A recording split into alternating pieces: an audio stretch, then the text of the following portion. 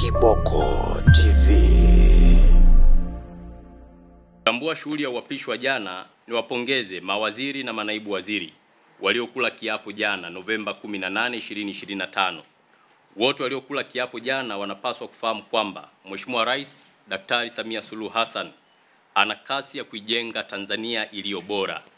Uteuzi wao una maana kuwa rais anawaamini na watampa majawabu anayoyataka kwa Watanzania kwa kufanya kazi kwa bidii.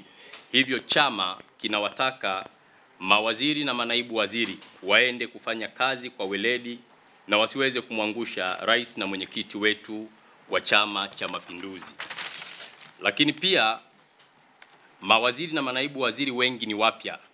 Kuingia kwao kwenye serikali maana yake kuna ambao hawakupata fursa ya kuweza kuteuliwa.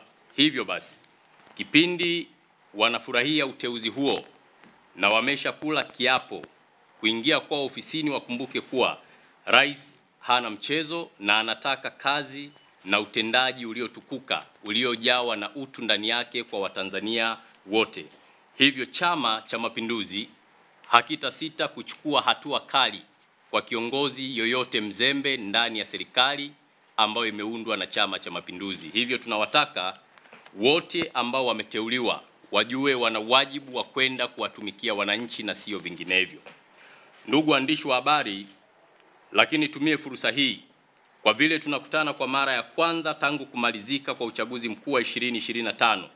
Nitumie fursa hii kuwashukuru sana Watanzania, wana CCM na wale wa vyama vingine, wapenzi na mashabiki waliojitokeza kwa wingi kupiga kura Oktoba 29, 2025.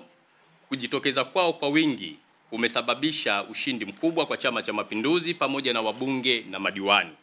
Hivyo tunawashukuru wana CCM na Watanzania wote kwa kuweza kuchagua Chama cha Mapinduzi katika kipindi hiki cha pili cha awamu ya 6. Kiboko